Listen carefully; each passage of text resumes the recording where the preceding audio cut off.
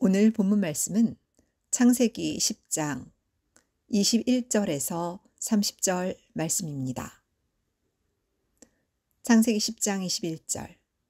셈은 에벨 온 자손의 조상이요 야벳의 형이라. 그에게도 자녀가 출생하였으니 셈의 아들은 엘람과 아수르와 아르박삭과 룻과 아람이요 아람의 아들은 우스와 훌과 게델과 마스며 아르박삿은 셀라를 낳고 셀라는 에벨을 낳았으며 에벨은 두 아들을 낳고 하나의 이름을 벨렉이라 하였으니 그때 세상이 나뉘었으며 벨렉의 아우의 이름은 욕단이며 욕단은 알모닷과 셀렙과 하셀마역과 예라와 하도람과 우살과 디글라와 오발과 아비마엘과 스바와 오빌과 하윌라와 요밥을 낳았으니 이는 다 욕단의 아들이며 그들의 거하는 곳은 메사에서부터 스발로 가는 길의 동편 산이었더라. 이는 하나님의 말씀이니라. 아멘. 제가 지난 시간에 이제 메소포타미아와 아브라함에 대해서 이제 말씀을 드렸는데 이제 좀 약간 고고학적인 내용을 말씀을 드려서 조금 어려울 수 있어요. 근데 일단 한번 귀에 걸어두시면 좋을 듯한 내용이고요. 우리 각자가 여기에서 이 땅에 대한민국 땅에 태어난 이유가 무엇일까? 그래서 대한민국 땅에 태어나서 말씀을 사모하고 그러한 신앙을 갖는 이유가 무엇일까? 한 번은 이제 성경에서 그 뿌리를 찾아보는 게 중요할 것 같아서 호국 보훈의 달 6월에 나의 정체성 그리고 우리나라의 정체성에 대해서 성경을 통해 고민하는 시간을 갖고 있습니다. 메소포타미아에 살았던 사람이 바로 아브라함이었고 아브라함은 그 메소포타미아 갈대아 우르 즉 어디 수메르 문명에서 섞였던 사람입니다. 수메르인이라고 볼 수 있죠. 오늘 좀 거꾸로 올라가려고 합니다. 아브라함의 그 조상을 좀 찾아가 올라가려는데 오늘 중심 인물은 에벨이라는 사람입니다. 에벨인데 그 에벨에 있어서 어떠한 사람인지 성경을 통해서 한번 고민을 해보겠습니다. 먼저 그 에벨이라는 사람은요 성경에 있어서 가장 중요한 사람 중에 한 사람이에요. 왜냐하면 하나님께서는 누구를 성경에 족보에 있어서 누구를 장자로 여기셨을까요? 장자. 하나님께서 장자로 첫 번째로 인정한 사람이 누구일까요? 아담일까요? 아담일까요? 첫 번째로 인정받은 사람? 네? 셈일까요? 에벨일까요? 일단 우리가 성경에서 하나님께서 제일 먼저 장자로 인정한 사람은 누구냐면 셈이에요. 창세기 9장 26절에 보시면 계속 넘겨주실래요? 창세기 9장 26절에 보시면 하나님께서 말씀하십니다. 셈이 하나님 여호와를 찬송하리로다. 가나안은 셈의 종이 되고 누구를 찬송해요? 셈의 하나님 여호와를 찬송하라. 누구의 하나님이에요? 셈의 하나님이에요. 셈은 아담 이후로 몇 대손일까요? 네? 셈은 아담 이후로 몇 대손일까요? 갑자기 기억이 안 나세요? 네? 아담, 셈, 에노스, 게난, 말랄렛, 야렛, 에녹, 무드셀라, 라멕, 노아, 셈. 11대손이죠. 그렇죠? 지금 10대를 전부 다 거슬러내고 누구를 하나님께서 들으셨어요? 셈을 들어서 하나님이 자신을 소개하시는 겁니다. 셈을 들어서 자신을 소개하시는 거예요. 왜 그럴까요? 우리가 보통 제가 이제 결혼하기 전에는 제 이름이 불리잖아요. 뭐 재수야, 뭐 예수 목사, 뭐 이렇게 불리는데 결혼을 하고 나서 자녀를 낳으면 아들 낳든 딸을 낳든 자녀를 낳으면 누구 아빠라고 불리죠. 첫째 장남의 이름을 들어서 누구 아빠, 누구 엄마로 불리는 거예요. 근데 첫째가 정환이니까 정환이 아빠, 정환이 엄마 이런 식으로 불리는 거잖아요. 그렇게 불리시죠? 안 그러세요? 장남이나 장녀의 이름을 들어서 불리잖아요. 근데 하나님께서 누구의 하나님? 셈의 하나님. 즉 하나님께서 인정하시는 장남을 누구로 말씀하신 거예요? 셈으로 말씀하셨다는 거죠. 셈으로. 왜 그러셨을까요? 왜 셈으로 말씀하셨을까요? 이 셈이라는 말은 그 히브리어로 쉔이라고 해요. 쉔 비슷해요. 쉔이라고 하는데 그게 이름, 뜻은 이름, 평판, 명성, 그리고 영광, 기념물이에요. 하나님의 영광, 하나님의 기념, 하나님의 명성을 위해서 누구를 셈을 들어 쓰시겠다는 거예요. 하나님께서. 그렇다면 하나님의 구속사에 있어서 성경을 시작하는 구속사에 있어서 셈이 매우 중요한 인물이다라는 것을 얘기하고 있습니다. 자, 그러면 작은 두 번째로 이 셈의 하나님이라고 했으니까 셈이 되게 중요하죠. 그럼 셈은 누구를 장자로 얘기했을까요? 오늘 본문 말씀처럼 에벨이에요. 에벨. 창세기 10장 21절 말씀 보면 셈은 에벨 온 자손의 조상이다. 하나님께서는 셈을 장자로 들여쓰셨고 셈은 누구를? 에벨을 장자로 들여썼습니다. 자, 근데 보면은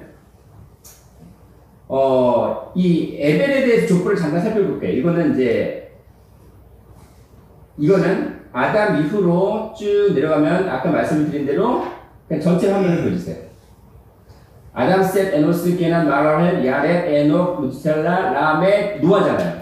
노아의 세 아들이 함, 여기 셈, 함, 야벳이에요. 셈이 장자예요. 그래서 하나님께서는 이 셈을 11대 손인 셈을 장자로 들어쓰셨습니다. 그쵸? 네, 다음 볼게요. 그 다음에 여기 보시면은 이것도 아담의 축복인데 다시 한번 볼게요. 아담 이후로 가인의 계열이 있고 아벨의 계열이 있는데 아벨은 가인이 동생 아벨을 쳐 죽였잖아요. 족보가 끊어져서 하나님께서 대신 셋을 주셨어요. 셋을 주셔가지고 그 셋을 통해서 족보를 이어가게 하셨는데 그 중에 노아의 아들인 셈을 통해서 또 다른 족보를 이어가십니다. 셈에게는 아르박삭, 셈 이후로 아르박삭, 셀라, 에벨, 벨렉, 루스르, 나홀, 데라, 아브라함까지 이어져요. 자, 이 셈의 족보로 이어지는 것은 나중에 마태복음 1장 1절 이하에 뭐가 나오죠? 아브라함과 다윗의 자손, 예수 그리스도의 세계라. 즉, 이 셈의 족보를 통해서 예수님의 족보로 이어진다는 거죠. 그 셈의 족보는 되게 중요하다는 겁니다. 그런데 중요한 건 이 세 명에 있어서는 아들이 몇 명 있을까요? 셈은 아들이 몇 명이에요? 오늘 보니까 22절 말씀 보니까 셈은 다섯 아들이 있었습니다. 알람, 아수르, 아르박삭, 룻, 아람이에요. 그쵸? 그렇다면 여기서 장자는 누구예요? 아르박삭이 장자예요? 아니면 엘람이 장자예요? 보이는 장자는 엘람이 장자인데 지금 누구로 건너뛰었어요? 예, 셈 다음에 그 다음 족보는 아르박삭, 셋째 아들인 아르박삭으로 건너뛰었습니다. 그쵸? 아르박삭 건너뛰었어요. 그 다음에 아르박삭의 아들인 누구? 셀라. 그 다음에 셀라의 아들인 에벨. 그러면 에벨은 지금 셈을 장자로 여겼던 사람은 에벨로 들어섰잖아요. 에벨은 누구예요? 손자예요? 증손자예요? 증손자예요. 증손자인 에벨을 하나님께서 들어쓰신 겁니다. 증손자인 에벨을 지금 셈의 장자로 여긴 거예요. 에벨을. 그렇다면은 하나님의 장자는 셈이고 셈의 장자는 에벨이죠. 지금 인간의 장자의 법칙을 전부 다 건너뛰었습니다. 다 건너뛰었어요. 즉 하나님의 구속사에 있어서 셈이 중요하고 셈에게 있어서 누가 중요하다? 에벨이 중요하다는 거예요. 에벨. 다음 볼게요. 왜 에벨이 중요할까요? 이 에벨이 되게 중요하다는 건데, 지금 여기 셈은 에벨 온 자손의 조상이요 라고 말씀을 하고 있어요. 여기서 온이라는 말은 콜이라는 말인데, 히브리어 콜은 모든이에요. all, everything. 그 다음에 전체를 얘기하는 거예요. 에벨 온 자손의 조상이니까 에벨에 속한 모든 자손의 조상이라는 거죠. 그러면 에벨의 자손의 모든 조상이니까 에벨의 자녀는 다 어떻게 돼야 돼요? 포함이 되어야 되는 거예요. 에벨의 자녀는 누가 됐든 아들이 됐든 딸이 됐든 누가 됐는지 모르겠지만은 성경에 기록된 에벨의 모든 자녀가 셈에게 속한 자녀라는 거죠. 되게 중요한 사람들이라는 거죠. 그 얘기를 지금 하고 있어요. 에벨에 속한 모든 자녀들은 하나님의 구속사에 있어서 매우 중요한 인물이다라는 것을 강조하고 있습니다. 그래서 온이라는 말이 되게 중요해요. 여기서 온이라는 말, 이 콜이라는 말 자체가 빠지면 이 성경의 구속사는 전부 다 완전히 무너지는 겁니다. 완전히 무너져요. 초림의 역사, 재림의 역사가 다 무너지는 겁니다. 그래서 온이 되게 중요합니다. 자, 한번 볼게요. 자, 아까 말씀드렸듯이 에벨은 아담의 14대 손이에요. 그리고 노아의 4대 손이고 셈의 증손자입니다. 셈의 증손자를 갖다가 지금 셈은 자신의 장자로 말씀을 하고 있어요. 다음 보세요. 다시 한번 족보를 볼게요. 셈에게 있어서는 아들이 몇 명? 엘람, 아수르, 아르박스, 룻, 아람 5명이죠. 그 중에 셋째 아들인 아르박삿의 아들인 셀라가 있고 셀라의 아들인 에벨이 있어요. 그러니까는 셈에게 있어서는 에벨은 누구예요? 증손자지요. 증손자예요. 그리고 에벨은 두 아들이 있었어요. 처음에는 멜렉이라고 하죠. 멜렉이라는 첫째 아들이 있었고 그의 동생인 욕단, 여기 족단이라고 되어 있는데 욕단이 있었습니다. 즉 벨렉과 욕단 두 사람이 있었다고 얘기를 성경에서 기록을 하고 있어요. 그러면 에벨에 있어서 두 아들인 벨렉과 욕단은 성경에서 빠지면 된다 안 된다? 안 된다는 거죠. 그쵸? 그리고 지난번에 말씀을 드렸던 것이 벨렉을 통해서 룰을 낳고 룰을 통해서 슈르 그 다음에 나홀, 데라는 아브라함의 아버지예요. 그쵸? 아브라함의 아버지죠? 그래서 아브라함을 통해서 12아들이 즉 아들을 통해서 이삭, 야곱 12민족이 그 다음에 12지파가 만들어지고 그 중에 유다 지파를 통해서 누가? 예수님께서 이 땅에 오시는 역사가 초림주의 역사가 일어나는 겁니다. 그것이 바로 누구를 통해서? 첫째 아들인 벨렉을 통해서 이루어진 역사예요. 그러면 아브라함은 제가 지난 시간에 말씀을 드렸던 것처럼 메소포타미아, 갈대아, 우르 즉 수메르인이라고 말씀을 드렸죠. 그러면 데라나, 나홀, 수륙, 루, 벨렉, 에벨은 역시 메소포타미아에 살았던 수메르인이라고 봐야 되는 거예요. 맞잖아요. 그럼 셀라도 마찬가지. 그 위에 아르박삿도 셈도 쭉 올라가서 노아는요. 아담은요. 그쵸? 메소포타미아를 근거로 한 메소포타미아 수메르 문명을 근거로 한 창세기 족보 역사가 있었다는 겁니다. 그것이 창세기 기록입니다. 그 역사의 배경이 바로 메소포타미아라고 말씀을 하고 있어요. 그런데 중요한 건 욕단은 13아들을 낳고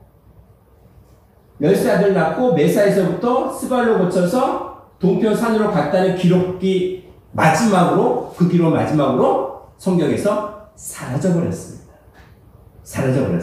자, 그 욕단에 대해서는 제가 다음 예배 시간에 한번 집중 조명을 할 거고요. 자, 그러면 이 에벨에 대해서 오늘 정확히 살펴보도록 하겠습니다. 에벨은요, 어디에 살았을까요? 에벨은 어디 살았을까요? 아브라함은 갈대아 우르 살았잖아요. 에벨은 어디에 살았을까요? 다음. 자, 지금 에벨의 요 족보들이 쭉 나왔고, 여기는 족단의, 에벨의 첫째 아들인 벨렉과 욕단에 대한 족보를 지금 잠깐 이렇게 표시를 해놨어요. 그 다음. 에벨은 갈대아 우르에서 살지 않았어요. 에벨은 갈대아 우르에 살지 않고 다른 곳에서 살았습니다. 다른 곳은 어디냐면 여기가 유프라테스 강이고 여기가 티그리스 강이잖아요. 여기가 밑에가 어디예요? 여기 밑에 보시면은 여기가 우르크인데 여기 우르가 표시가 안 됐죠. 이쪽 밑이 우르크 바로 밑에 여기가 우르예요. 여기가 아브라함 살았던 곳이죠. 갈대 우르라는 곳이죠. 이것이 수메르 문명에 집중되어진 그런 지역인데 이 전체 유프라테스강과 티그리스강 이 전체 지역이 바로 메소포타미아입니다. 여기 수메리아 나왔죠. 여기 시리아 나왔고 그 다음에 이쪽에 보시면 유프라테스강 바로 옆에 보시면 여기에 에볼라라는 곳이 있어요.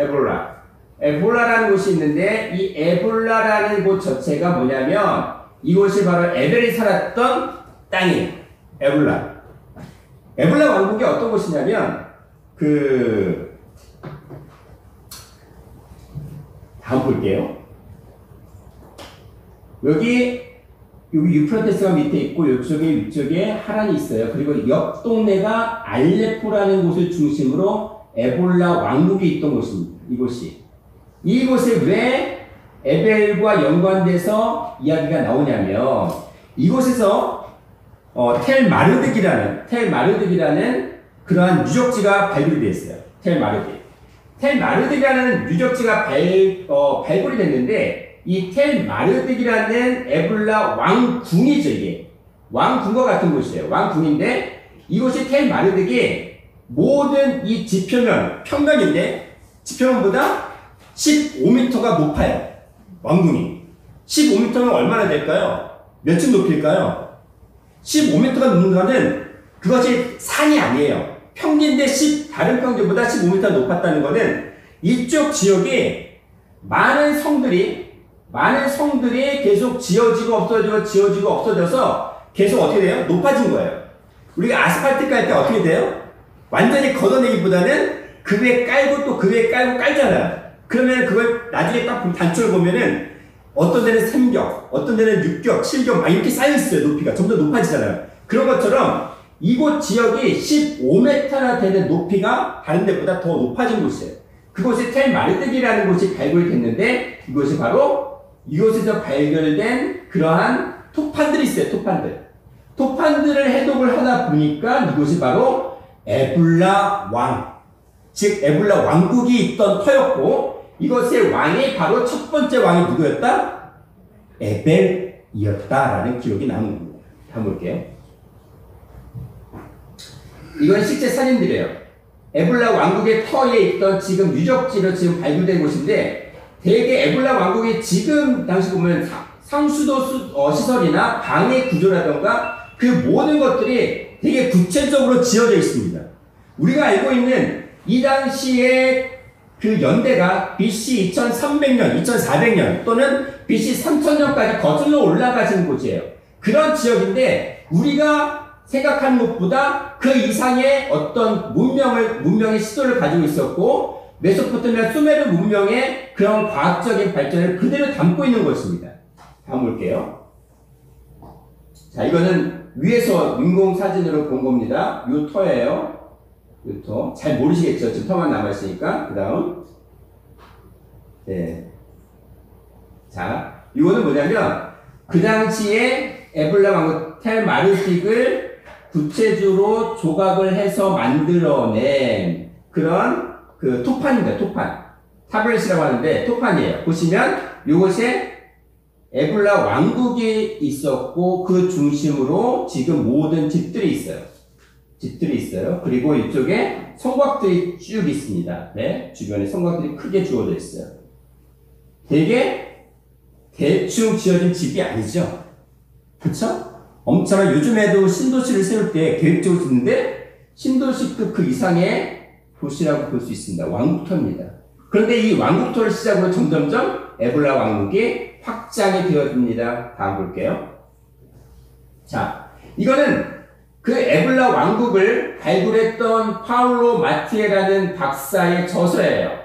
거기서 보면은 잃어버린 시리아, 이게 시리아 위치에 있는 곳인데 잃어버린 곳에서 시리아에서 발굴된 그 4000년 전에 어떤 도시를 얘기하는 책이고 그 다음에 그런 왕국들을 다시 재발견했다는 그런 책들이 계속 나오고 있습니다. 다음. 자, 아까 말씀을 드린 그 태블릿, 즉 토판인데 이 토판은 기원전 2300년에 거치라고 추정을 합니다. 이 토판을 지금 로마 대학의 언어학교수인 지오바니 페티나토가 해석을 했어요. 해석을 했는데 여기에는 해석을 한 거에는 알레포 지역의 42개의 세기 문자 그리고 왕궁 문서 보관서가 발견됐어요. 이거는 지금으로 얘기하자면 도서관이에요.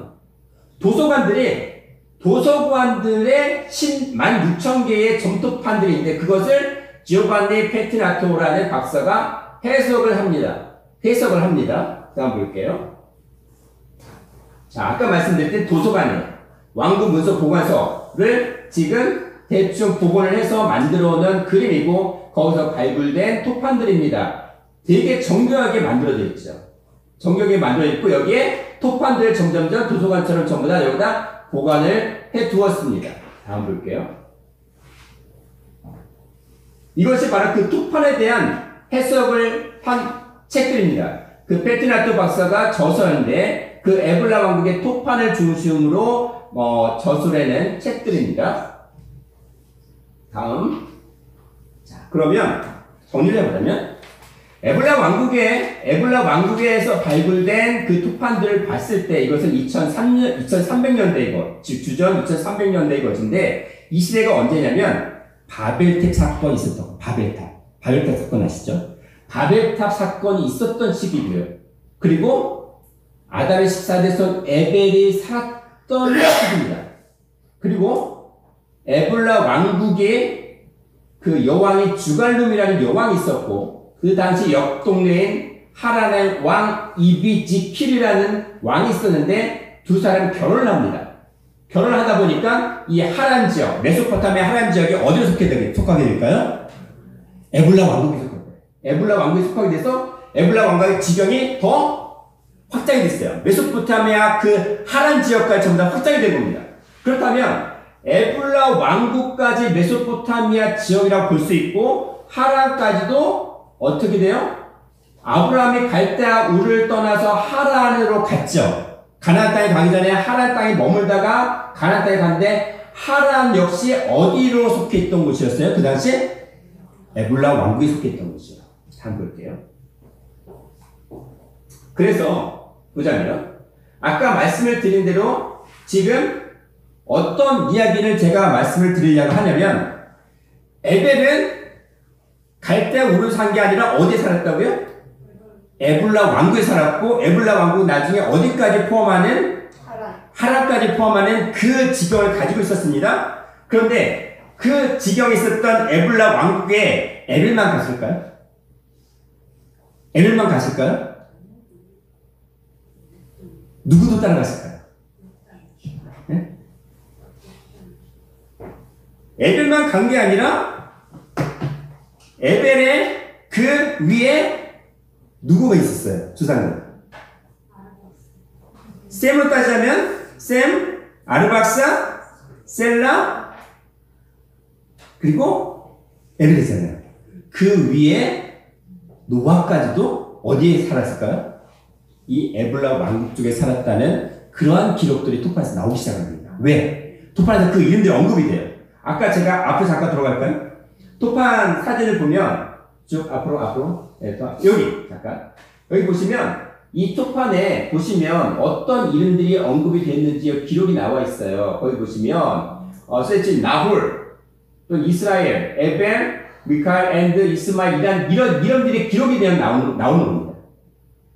누구? 나홀까지 위의 조상들과 아브라함의 아비 나홀까지도 이름이 언급이 돼요. 그러면 갈대아 우리에서 아브라함이 누가 나왔어요? 그 아버지 테라 그리고 할아버지 누구? 나홀이 어디 살았다는 거예요 지금? 여기 나홀 나오잖아요. 나홀이 어디 살았다는 거예요? 에블라 왕국에 살았다는 거예요. 그 기록이 나왔다는 거죠. 요것이 그 점토판이에요. 잘 보시면 이게 쐐기 문자로 나오죠. 서령 문자라고 하는 거죠. 쐐기 문자라고 하는데 요것을 해독했을 때 보니까 그런 이름들이 언급이 됐다라는 얘기를 하고 있습니다. 쭉 넘어갈게요.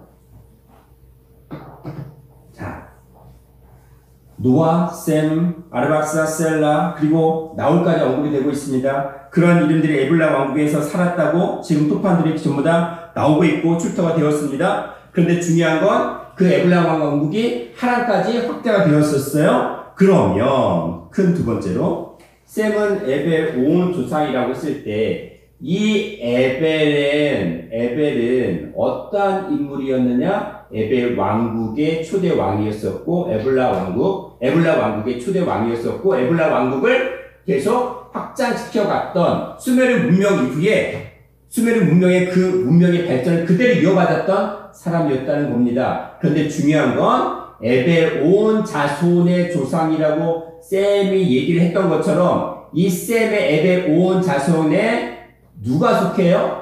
온이라는 건 전체 전부를 얘기하는 거기 때문에 에벨의 두 아들인 벨렉과 욕단 모두를 뜻하는 것인데 그렇다면 하나님의 구속사에 있어서 벨렉과 욕단 두 사람 중에 한 사람이라도 빠지면 된다 안 된다? 안 된다라는 얘기를 지금 하고 있습니다. 다음 볼게요. 그런데 중요한 건 여기서 벨렉이라는 이름이 창세기 10장 25절에 보니까 그때의 세상이 어떻게 됐다고요? 나뉘었다라고 되어 있습니다. 이때 세상이 나뉘었다는 사건은 뭐냐면 에벨탑 사건이에요. 바벨탑 사건이에요. 바벨탑 사건 때 어떻게 되냐면 그 모든 세상들이 나뉘어지는 역사가 일어납니다. 하나의 언어가 흩어지면서 많은 언어가 발전이 되면서 세상이 나뉘어지는 사건이 계속 일어나고 있는데 중요한 건 이 바벨탑 사건을 성경에서 또 학자들이 얘기하기를 뭐라고 하냐면 벨렉의 날이라고 했어요. 벨렉의 날.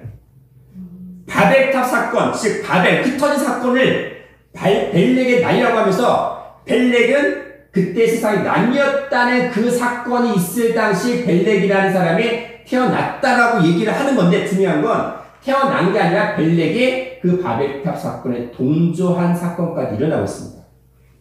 왜냐하면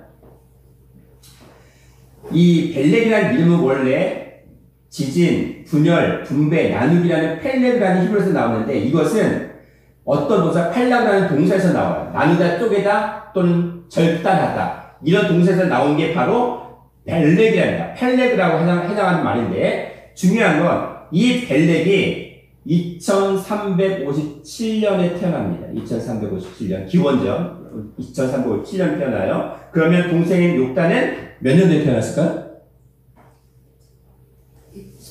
최소한 연년생이면 2356년 지금 기원전이니까 BC니까 거꾸로 내려가야 돼요. 2356년쯤 기원전 최소한 연년생이면 그 이하겠죠. 2356년 이하겠죠. 동생이라고 언급이 됐으니까 한번 볼게요. 자, 여기 보시면 바벨탑 사건에 대해서 이제 그림인데 그 당시 벨렉은 에벨과 같이 에블라 왕국으로 갔다는 기록이 있다 없다? 없어요. 오히려 어디에 머물러 있었을까요? 아브라함이 어디에 있었어요? 갈대 우르에 있었죠. 아브라함의 조상이 누구였어요? 벨렉이었으니까 벨렉은 어디에 있었을까? 갈대아 우르에 있었을 가능성이 농후하다는 거죠. 그렇죠? 그 우르에 있었는데 그 우르가 나중에 원래 수메르인들은 전부 다 멸망을 합니다. 아카디안들이 전부 다 정복을 하고 그 다음에 바벨론이 전부 다 이 점령하는 그러한 사태가 벌어져요. 그러면서 뭐가 생겨나게 됐습니까? 바벨탑을 쌓는 일이 벌어집니다. 바벨탑 쌓는 일이 벌어지는데 그 바벨탑은 어떠한 사건이에요? 하나님을 순종하기 위해서 하나님을 예배하기 위해서 쌓던 사건인가요? 아니에요. 왜냐면 다음 볼게요. 일단 바벨탑 사건의 창세기 11장 1절부터 9절에 어떻게 얘기를 하고 있냐면 시나이 평지 온 땅의 구음 언어가 하나라 즉 말하는 언어가 하나라는 거죠. 문자도 하나라였다는 거죠. 근데 그들이 셈의 자손들이 노아의 자손들이 동방으로 옮기다가 어디를 만났어요? 이 시나이 평지인데 이 시나이 평지가 어디였을까요? 우르 지역에 해당이 됩니다. 근데 거기서 말을 합니다. 야 우리가 뭐 하자? 벽돌을 만들어서 견고히 굽고 이에 벽돌을 대서 역청으로 진흙을 대신하고 처음에는 벽돌을 만들었어요. 뭘로 만들었을까요? 그 당시 여기 우르 지역은 메소포타미아가 유프라데스 강과 티그리스 강이 그 강들이 흘러 넘쳐서 뭐가 쌓여 있을까요? 모래나 진흙들이 많이 있었기 때문에 뭘로 만들었어요? 벽돌을? 예, 진흙으로 구워서 만든 거예요. 그런 다음에 거기에 처음에는 뭘로 이 진흙을 벽돌을 만들어서 뭘 쌓아 올렸을까요? 처음부터 역정이 있었던 게 아니에요. 거기다가 진흙으로 벽돌을 만든 다음에 그 사이 진흙을 발라서 쌓아 올린 겁니다. 그 다음에 나중에 뭐가 발견됐어요? 역청. 역청이 발견이 돼서 뭐예요? 벽돌을 만들어 견고히 붙자. 그 다음에 벽돌로 돌을 대신하며 역청으로 진흙을 대신하고 뭐 했다는 거예요? 처음에는 진흙으로 붙여서 올린 거예요. 그 다음에 나중에 역청이 발견돼서 더 견고하게 쌓아 올리는 겁니다. 쌓아 올린 다음에 그 다음에 성과 대를 쌓아서 하늘 꼭대기에 닿게 하자는 거예요. 어디까지? 하늘 꼭대기에. 무엇하기 위해서? 하늘 꼭대기에서 우리 이름을 내고 온 지면에 흩어짐을 면하자. 이게 무슨 얘기냐면 노아 홍수 때 뭘로 멸망했어요? 물로 멸망했죠. 그러면 하늘 꼭대기에 닿는 탑을 쌓게 되면 물 심판, 홍수 심판이 있어도 어떻게 돼요? 살아남을 가능성이 있다 없다? 있다라고 생각을 한 겁니다. 그러면 하나님을 뭐 한다는 거예요? 섬기는 게 아니라 하나님을 대적하는 겁니다. 그래서 누구 이름을 내요? 자기 이름, 인간의 이름을 내고자 하는 그러한 교만이 가득 찼던 사건이 바로 바벨탑 사건이에요. 하나님의 이름을 드러내고 하나님의 영광을 드러내고자 한 것이 아니라 자기 이름, 각자 내 이름, 사람의 이름, 자기 자존심, 자기 명예를 드러내고자 했던 게 바로 바벨탑 사건이었던 겁니다. 하나님 가만두지 않으셨죠? 하나님께서 우리가 내려가서 거기서 그들의 언어를 혼잡케 하고 서로 알아듣지 못하게 하자. 그러면 원래 언어가 하나 있을 때는 으쌰으쌰해서 쌓는데 딱 올릴 수 있는데 언어가 완전히 바뀌었습니다. 못 알아듣는 거예요. 자기가 무슨 말을 했는지 모르는 거예요. 그러니까 어떻게 돼요? 전부 다 흩어질 수밖에 없는 상황이 일어났습니다. 그래서 어떻게 됐어요? 온 땅의 언어를 혼잡케 하셨으므로 여호와께서 거기서 그들을 온 지면에 흩어지게 만드는 역사가 일어났습니다. 이 사건이 일어났을 때가 벨렉도 같이 동조를 했다는 것이 바로 고고학자들의 이야기입니다. 그렇다면 벨렉도 여기 있었을 것이다. 함의 자손들, 니므롯뿐만 아니라 셈의 자손들까지도 같이 동조한 사건들이 있었다는 거예요. 그렇다면 이 당시에 욕단은 어디 있었을까요? 벨렉의 동생인 욕단 어디 있었을까요? 일단 앞에 잠깐 다시 볼게요. 앞장면. 제가 아까 여기 보면은 여기 바벨탑이 한 몇 층으로 보이세요? 하나, 둘, 셋, 넷, 다, 일곱. 어떤 데는 7층, 8층인데 여기는 뭐 10층 나고 그린 사람마다 달라요. 바벨탑의 높이가 얼마나 높은지 대략 알 수는 없지만 엄청난 규모를 가지고 있다고 얘기를 합니다. 자, 하나님께 도전하는 자들의 유혹에 넘어갔던 벨렉은 바벨탑 쌓는 일에 동참을 했습니다. 그리고 그 범죄로 인해서 벨렉의 수명은 239세예요. 아버지인 에벨은 464세를 살았는데 아들은 거의 반 정도밖에 못 살았어요. 왜 그랬을까요? 범죄의 결과를 이출해주고 있습니다. 그래서 벨렉 이후로 수명이 뚝 떨어집니다. 벨렉으로 쭉 떨어져요. 그렇죠? 벨렉 다음에 누구 있어요? 벨렉의 아들? 루는 몇 세? 똑같아요. 239세 똑같이 살았어요. 첨단은 200대를 지금 알려주고 있습니다. 다음. 네. 자, 그러면 벨렉은 갈대아 우르 거기서 머물러서 바벨탑을 쌓는 범죄를 저질렀는데 그렇다면 욕단의 자손들은 어디로 사겼을까요? 우리가 욕단의 오늘 본문 말씀을 읽어보면 되게 특이한 기록이 나오는데 욕단에 대한 특별한 기록이 있습니다. 일단은 다른 자손, 특히 벨렉을 자손 통해서는 벨렉은 누구예요? 벨렉은 아들이 누구?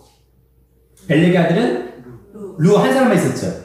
근데 욕단의 아들은 오늘 본문 말씀 보니까 창세기 10장 25절과 30절, 그리고 역대상 1장 19절에서 23절 말씀 보면은 벨렉의 아들 옆에 잠깐 볼게요. 벨렉 아들이 몇 명? 예. 이거 읽는데 되게 좀 혀가 꼬였어요. 저도.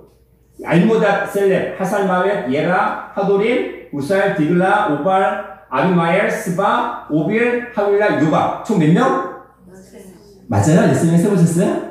13명 아들 다 기록했어요. 왜 그래요? 벨렉은 루 한 사람에게 기록했는데 욕단은 13명 아들 전부 다 기록을 했습니다. 그리고 이들이 어디로 갔다? 그들이 거하는 것을 메사에서부터 스발로 가는 게 동편 산이었다고까지 기록을 했습니다. 그 다음에 이 족보의 양대 산맥인 역대상을 보면, 역대상 잠깐 밑에 볼게요. 역대상도 마찬가지예요. 에벤의 두 아들 나 하나 이름은 벨렉이라. 그리고 그때 땅이 나뉘었다 또 얘기하죠. 그 아이 이름은 욕단이며 욕단은 또 얘기를 쫙 합니다. 13명. 여기서 지금 창세기 족보와 역대상 족보의 차이는 다 똑같은데 여기서는 에발이 기록되어 있는데 위에서는 창세기에서는 누가 기록되어 있어요? 오발이라고 기록되어 있어요. 요 차이만 있는데 똑같아요. 똑같은 얘기인데 발음상의 차이는 그 잘못 표기된 부분이 있어요. 요것만 차이가 다 똑같습니다. 그런데 벨렉은 누구? 루 한 사람 있었다. 그걸로 끝이에요. 왜 그래요? 왜 이렇게 차별되어요? 왜? 벨렉은 누구? 나중에 아브라함이 태어나고 아브라함의 자손을 통해서 예수님이 이 땅에 태어나는 구속사가 이루어졌던 되게 중요한 인물이잖아요. 벨렉. 근데 보세요. 벨렉과 욕단을 딱 비교를 해보면 하나님께서 누구를 더 사랑하시는 것 같아요? 누구를 더? 벨렉의 아들이 루 한 사람만 있었을까요? 아니에요. 아까 셈의 아들이 누구? 5명 있었죠. 그쵸? 그 중에 아르박사, 셋째 아들 아르박사를 통해서 구속사의 족보가 이어지는데 지금 보세요. 벨렉의 아들이 하나밖에 없었던 게 아니에요. 아브라함의 자손을 이어지는 그 한 사람만 기록을 했을 뿐이에요. 류를 통해서 아브라함의 자손을 이어지잖아요. 그 한 사람만 기록이 됐을 뿐이에요. 더 많이 있었을 거예요. 근데 류 한 사람만 기록된 게 벨렉의 족보고 욕단의 아들들은 전부 다 기록을 했습니다. 13명을. 왜요? 왜? 아니 예수님이 태어나는 족보 벨렉도 중요한데 왜 하나님께서는 벨렉과 욕단 중에 누굴 더 사랑하시는 것처럼 보였어요? 그리고 그들이 어디 사는 것까지 전부 다 기록을 했습니다. 근데 중요한 건 이후에 욕단의 자손들의 기록은 성경에서 사라져버렸어요. 되게 중요하게 여겼던 욕단의 자손들인데 그들이 사는 그 경로와 지역까지 얘기를 했는데 왜 갑자기 이후로는 기록이 다 사라졌을까? 욕단의 자손들. 왜요? 그만큼 중요하다면 성경에서 분명히 다뤄서 예수님의 족보가 이어지고 구속사가 이어져야 되는데 왜 사라졌을까요? 왜요? 네? 왜? 숨겨놓은 자식? 일까요? 다음 볼게요. 자, 일단 보겠습니다. 대략적으로 볼게요. 자세한 건 다음 시간에 할 건데 지금 메사라는 분은 메사라고 합니다. 히브리어로 메사라고 하는데 이걸 학자들은 그냥 추정을 하는 거예요. 정확한 근거는 없어요. 이란 북동쪽에 있는 메사드라고 추정을 해요. 이란 북동쪽에 있는 메사드라는 곳이 있어요. 이름이 대충 비슷하니까 메사드라고 추정을 합니다. 그런데 제가 볼 때는 이거 아니에요. 대부분 학자들 메사드, 이란에 있는 메사드를 추정하는데 그게 아니에요. 보세요. 어디냐면 욕단에 처음에 어디에 살았을까요? 욕단이 살았던 고향은 어디? 메소포타미아 아니에요? 그쵸? 그리고 아빠가 누구였어요? 에빌이었으면은 그 욕단은 누굴 먼저 따라가서 살았을까요? 형인 벨렉을 쫓아갔을까요? 아빠를 쫓아갔을까요? 아빠를 쫓아갔어요. 아빠를 쫓아가서 그러면은 벨렉이 욕단이 살았던 것은 그쵸? 에블라 왕국에 속해 있던 곳이죠. 특히 하란에 있었다 쳤더라도 에블라 왕국에 속해 있었잖아요. 그것도 전체가 메소포타미아 지역에 해당이 되니까. 그러면 이 메사는 이란 북동쪽에 있는 메사드가 아니라 어디? 메소포타미아를 가리키는 게 더 옳은 것이라고 봐야 돼요. 메소포타미아를 가리켰던 곳이 바로 메사였다는 거죠. 그러면 지금 욕단은 어디서 출발했다? 어디에서 출발했어요? 메사로부터죠. 그럼 메소포타미아, 즉 에블라 왕국이 있던 또는 하란에서 있었다가 출발을 했습니다. 욕단의 자손들이 출발을 했어요. 출발해가지고 어디를 거쳤다고요? 스발이라는 곳은 히브리어 세파르라고 하는 세파르라고 하는 곳은 러시아로 시비르라고 해요. 시비르. 이 시비르라는 곳은 그 러시아어로 뭐냐면 북쪽 지역에 있는 땅이에요. 북쪽에 있는 땅이라는 거죠. 북쪽에 있는 땅을 가리켜서 시비르라고 합니다. 근데 이 시비르는 우리나라 말로 옛날 고로 세벌 또는 새로운 땅을 얘기하는 세벌이라고 얘기하는데 이 세벌에서 뭐가 나왔을까요? 서울이라는 말이 나온 거예요.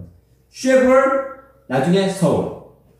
세벌, 쉐벌, 서울이라는 말이 여기서 나온 거예요. 그러면 세벌은 무슨 땅이다? 서울은 새로운 땅이라는 얘기가 가지고 있어요. 새로운 땅의 의미를 가지고 있습니다. 어찌됐든 중요한 건 스발은 시베리아 산맥, 시베리아 그쪽 지방인데 이 시베리아를 건너기 위해서는 뭐가 거쳐 있냐면 우랄 산맥이 거쳐 있고 그 다음에 시베리아 쪽을 건너갈 수가 있습니다. 즉 북아시아 지역을 가리키는 곳이에요. 그 다음에 어디예요?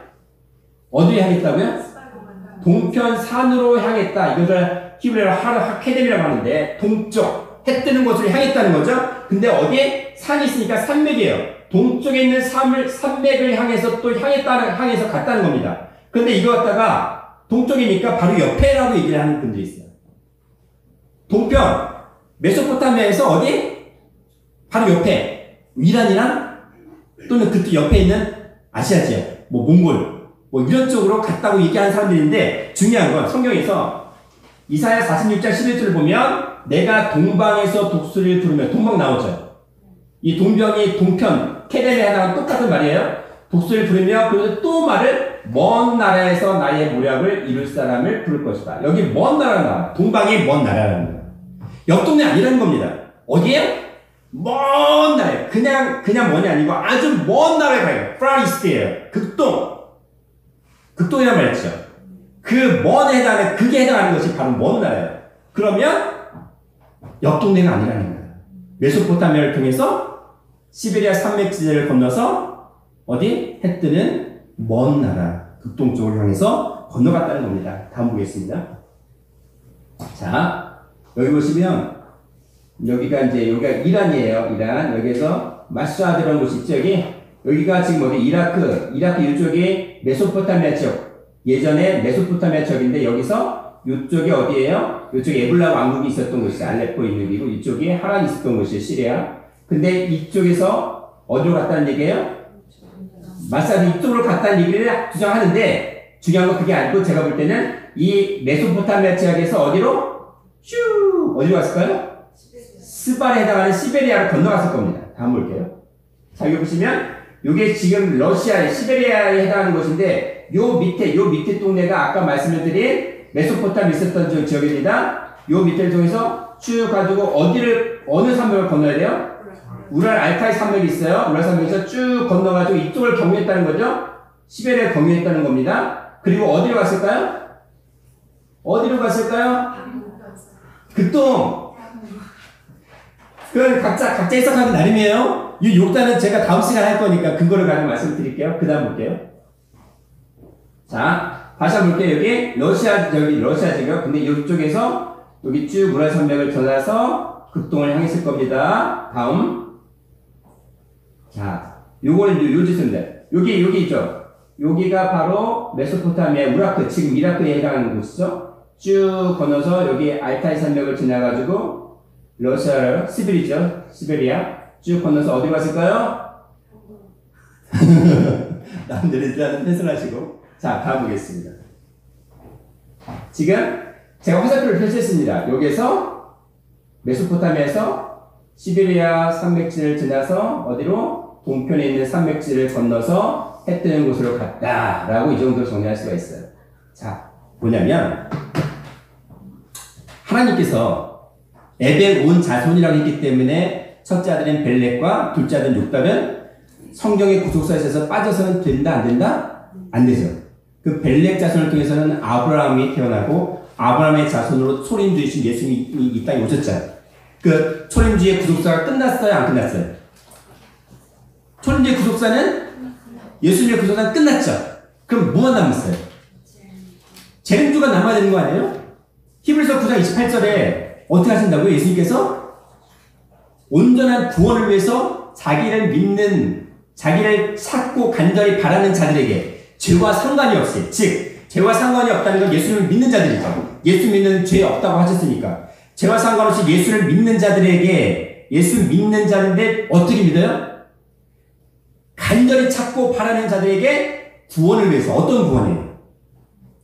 지금 우리 예수 믿어도 죽잖아요. 근데 다시 오시는 주님은 어떤 구원으로? 죽지 않는 영생을 위해서 다시 오신다고 하신 거잖아요. 재림주의 역사가 있었잖아요. 두 번째 다시 나타나시겠다고 히브리서 9장 28절에 말씀하셨잖아요. 그렇죠? 그러면 그 재림주의 역사는 누구를 통해서 이루어져야 되는 거예요? 근데 왜 욕단 자손이 성경에서 사라졌어요? 왜 사라졌어요? 왜 사라졌을까? 자, 다음 시간에 구체적인 얘기를 할 텐데 일단은 다음 볼게요. 첫째 셈 족속에 있습니다. 첫째 셈은 에벨 온 자손의 족속이니까 첫 번째 셈의 족속은 누구예요? 예? 벨렉이죠, 벨렉.